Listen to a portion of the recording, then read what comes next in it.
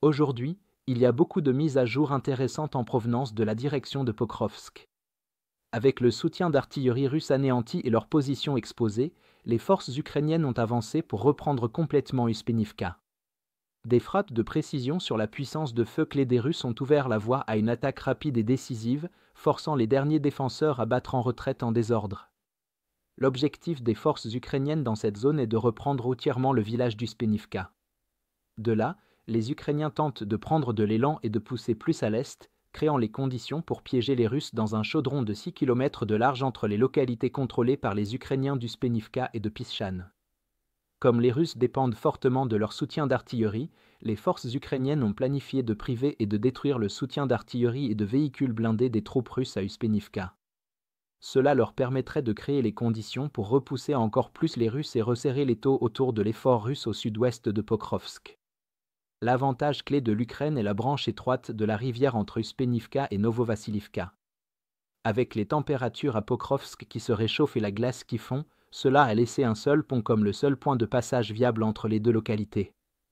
Cela a permis aux Ukrainiens de concentrer leur feu et leur surveillance sur ce point des tremblements, de suivre les mouvements des troupes russes, d'identifier le nombre de renforts et de localiser leurs bastions dans le village.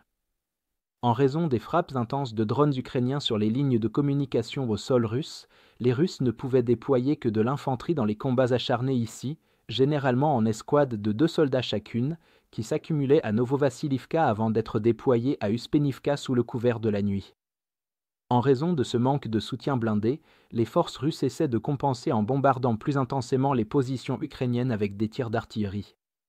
Le taux élevé de tirs russes a rendu leurs pièces d'artillerie plus faciles à détecter et à engager, permettant aux opérateurs de drones ukrainiens de relayer rapidement leur position exacte aux unités de contre-batterie et aux opérateurs de drones kamikazes.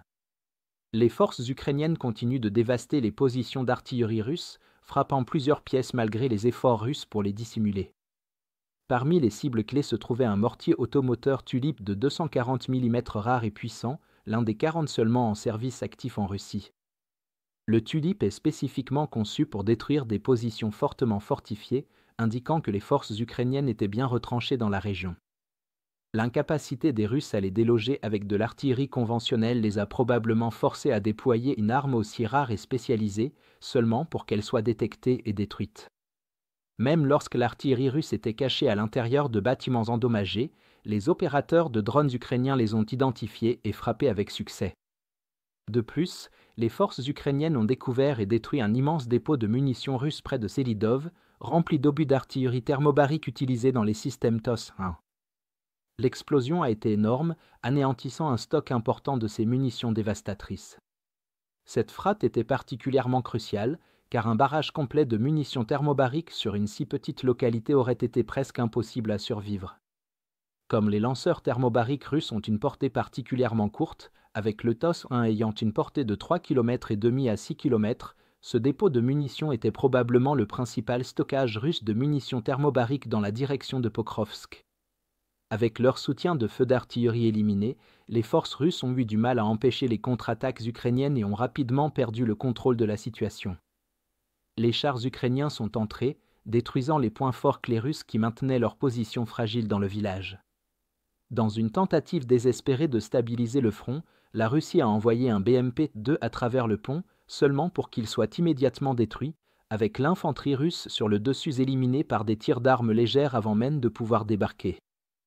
Alors que les Ukrainiens nettoyaient la dernière présence russe d'Uspenivka, les forces russes ont été repoussées à Novovassiliivka, mais cette fois avec encore moins d'hommes pour tenir la ligne.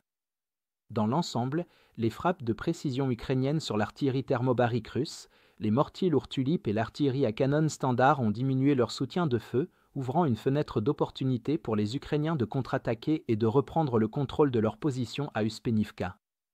Avec les Ukrainiens maintenant dans une bien meilleure position, ils pourraient éventuellement couper les forces russes sur le flanc ouest de Pokrovsk grâce à une manœuvre en tenaille en tandem avec leurs efforts à Pischan et Shevchenko.